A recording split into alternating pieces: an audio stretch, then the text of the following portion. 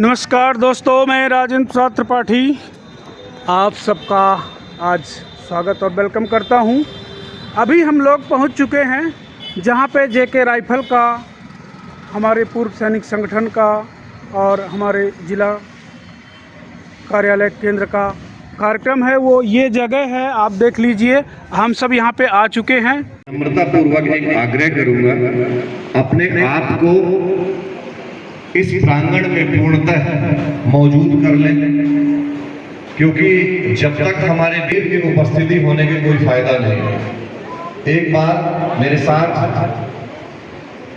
आप सब, चूंकि यहाँ पर हम एकत्रित जरूर हैं लेकिन वो माहौल अभी नहीं एक बार मेरे साथ बोलिए भारत माता की।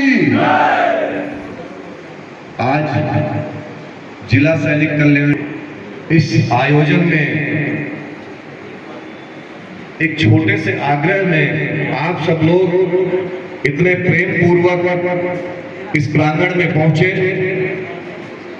सर्वप्रथम आप सबका सैनिक कल्याण सतना की तरफ से बहुत बहुत स्वागत, वंदन और अभिनंदन है।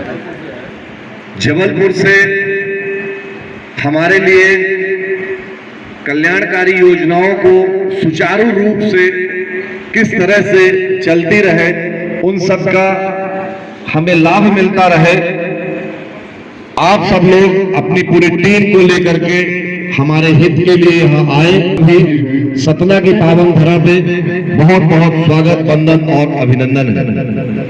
दोस्तों, किसी भी कार्य को करने के लिए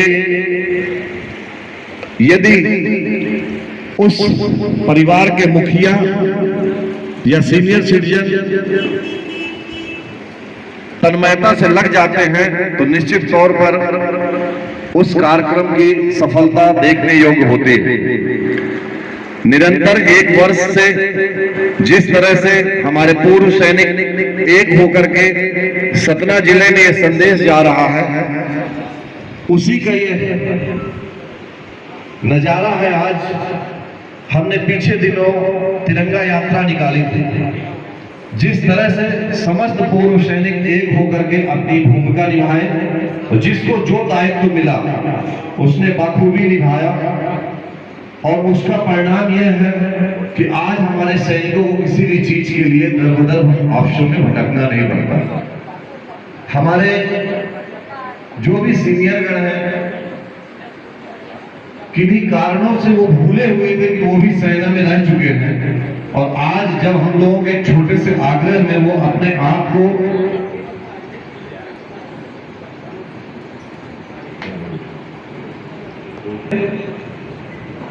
सभी पूर्व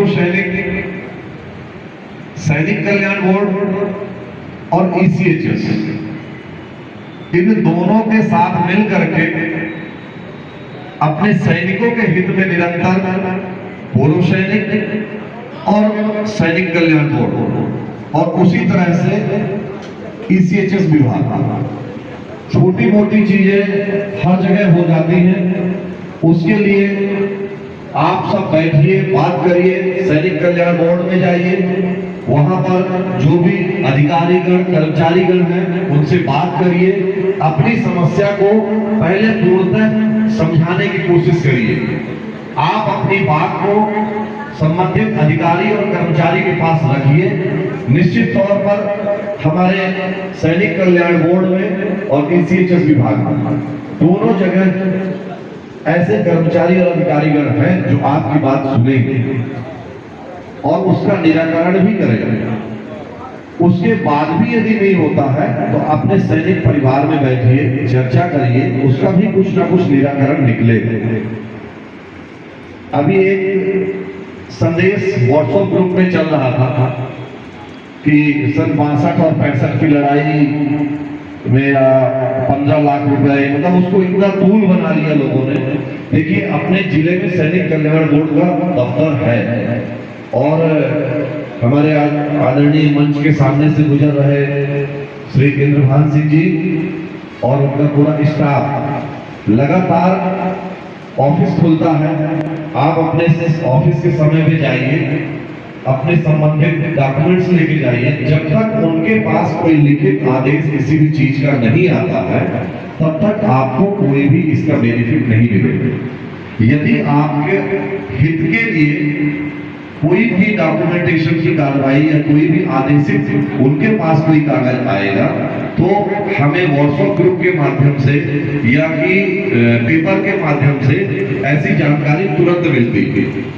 जब ये लिखित आदेश आ जाएगा, तो हमारी उनसे बात भी हुई है, जैसे ही लिखित आदेश आएगा आपके पास इसका मैसेज जाएगा, संबंधित रिकॉर्ड्स मांगे जाएंगे, और यदि उसमें आपको बेनिफिट मिलता है तो आपके बेनिफिट को दिलाने में किसी को कोई नुकसान नहीं है। इसी तरह यदि आप ECHS में जाते हैं, तो एक अभी 2-3 दिन पहले घटना हुई, जो शायद बहुत बड़ी घटना हो जाती, लेकिन उसमें भगवान की ऐसी मंशा नहीं थी और हमारे साथ भगवान थे, उन्होंने उस घटना को रोका। मैं चाहूंगा यदि ECHS विभाग भी यहाँ पर है, तो एक हमारी रिक्वेस्ट मान लें उसको, जो भी हमारे सैनिक या सैनिक का परिवार या पूर्व सैनिक या कोई भी हमारे उस ECHS विभाग में जाते हैं, तो कम से कम पहले आप पल्स BP तो नाप लीजिए, उसके बाद ही दवाइयां लीजिए। इतनी बड़ी समस्या हो गई थी, अभी हमारे पूर्व सैनिक आदरणीय संजय सिंह जी हैं, उनकी धर्मपत्नी जी का BP और पल्स बिल्कुल लो हो गया। जानकारी के अभाव में कुछ चीजें हो जाती हैं। आप सबके हित के लिए निरंतर सैनिक कल्याण के द्वारा हमारी मांगे जबलपुर स्टेशन हेडक्वार्टर और कमांड में रखी जाती है। वहां से निरंतर साल में 3 महीने में 6 महीने में जिस तरह का कार्यक्रम होता है वो रखते हैं। हमसे सिर्फ वो एक आग्रह करते हैं, आप सब लोग ज्यादा से ज्यादा संख्या में आइए और उन योजनाओं को सुन लीजिए। जब आप सुनेंगे, समझेंगे, जो लोग नहीं आए हैं उनके पास तक भी अपना संदेश पहुंचाइए। आज की इस जन कल्याणकारी जो कार्यक्रम रखा गया है सैनिक कल्याण कार्यालय सतना की ओर से, हमारे पास जबलपुर से चलकर आए पूरे स्टाफ, पूरी टीम का जो मार्गदर्शन मिलता है, हमारे जो भी साथी यहाँ नहीं पहुंच पाए हैं, आप उनके पास तक भी ये संदेश दीजिए। हो सकता है छोटी छोटी चीजों में हम कई लाभों से वंचित रह जाते। तो आप सबसे एक ही आग्रह है कि आप लोग आज की इस जन कल्याणकारी जो कार्यक्रम रखा गया है उसको तन्मयता से सुनिए, समझिए। जो इनके मार्गदर्शन मिलते हैं, आपके डॉक्यूमेंट्स में जो भी छोटी मोटी कमी है उसके लिए आप उनसे संपर्क करिएगा, वो आपकी बात बखूबी सुनेंगे और जो भी कमी होगी यदि यहाँ पूर्ण होने वाली होगी तो मुझे आशा ही है, पूर्ण विश्वास है कि वो यहाँ पूर्ण भी करेंगे। और अगर यहाँ नहीं होता है तो जबलपुर से यदि होने वाला होगा तो वो जबलपुर में भी पूर्ण करेगा।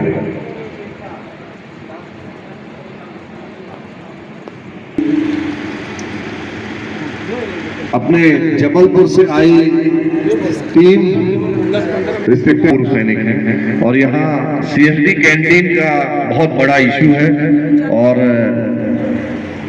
हमारे बीच चूंकि यंग टीम आई है तो मुझे आशा ही नहीं, पूर्ण विश्वास है कि जल्द से जल्द जब हमारी दूसरी बैठक हो आपके बीच तो CSD कैंटीन की ओपनिंग के साथ हो, यही मेरी आशा और विश्वास है। मैं ज्यादा समय आप लोगों का नहीं लूंगा, लेकिन जब तक अभी डॉक्टर साहब लोग या हमारे मंचासीन अधिकारीगण नहीं आते हैं, आपस में यदि किसी का कोई और भी सुझाव हो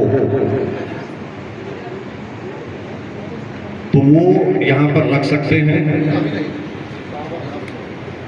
वो उसी के बाद वो और भी कोई यहाँ पर नॉर्मली बातचीत है तो आपस में करिए, कोई बाध्यता नहीं है, लेकिन किसी भी कार्यक्रम की मर्यादा तोड़ करके नहीं। हम लोग एक अनुशासित लोग हैं। गया था बारिश की वजह से, चूंकि दूर दराज से भी लोग आ रहे हैं, उनके संदेश भी प्राप्त हो रहे हैं कि हम भी आ रहे हैं, तो उस हालात को देखते हुए सैनिक कल्याण बोर्ड सतना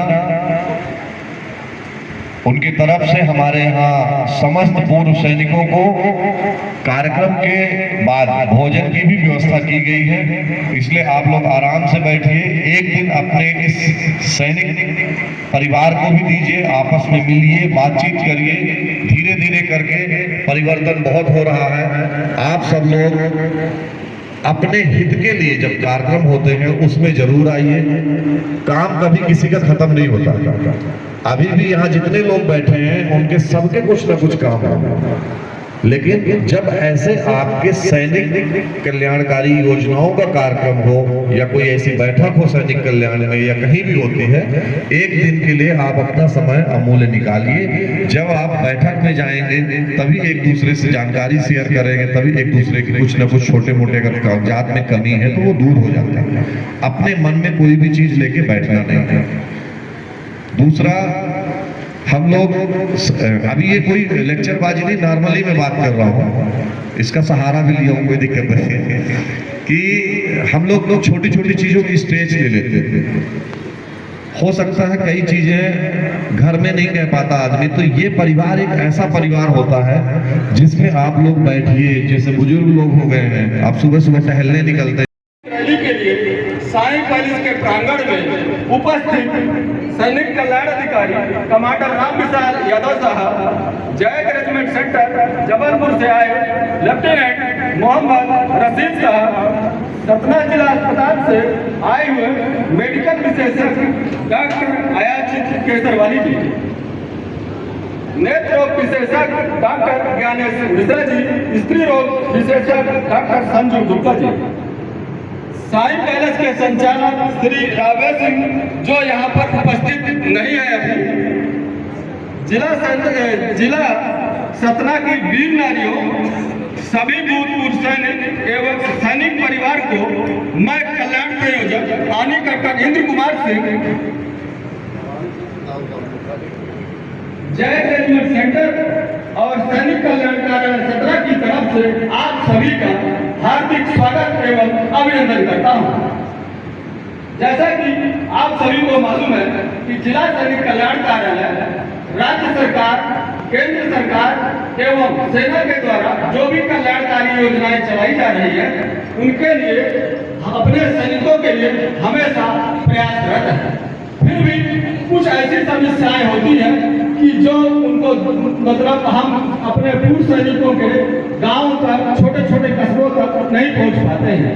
इसको दृष्टिगत रखते हुए और पूर्व सैनिकों की समस्याओं को दूर करने के लिए एक आउटरीच रैली का प्रोग्राम रखा गया है।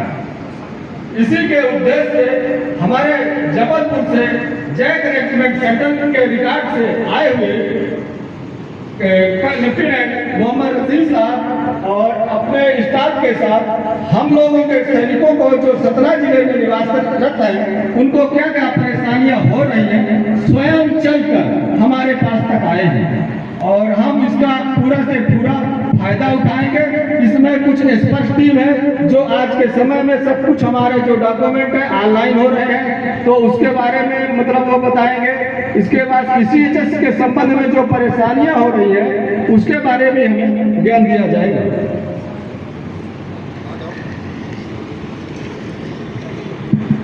हमारे जो कमांडर सैनिक कल्याण अधिकारी राम विशाल यादव साहब ने बताया कि हमारे जो पूर्व सैनिक हैं वो काफी उम्र के हैं और हमारी महिलाएं हैं, वीर नारी हैं, उनको भी मेडिकल संबंधी कुछ समस्याएं बनी रहती हैं, जिससे हमें सिविल सर्जन के माध्यम से मेडिकल कैंप भी लगाना चाहिए। उसी उद्देश्य में हमने अपने civil surgeon doctor Manoj Shukla ji से संपर्क किया। उन्होंने बिना हिचकिचाहट के हमें 3 डॉक्टर मेडिकल, नेट और स्त्री रोग विशेषज्ञ को दिया है, तो अभी उनका भी उनके द्वारा भी हम यहाँ कुछ जानकारियां प्राप्त करेंगे। अभी मैं सतना जिला अस्पताल से आए हुए मेडिकल विशेषज्ञ डॉक्टर अयाचित केसरवाली जी से अनुरोध करता हूं कि वह मंच पर आए और हमारे पूर्व सैनिक परिवार को स्वास्थ्य के बारे में जानकारी उपलब्ध कराएं। डॉक्टर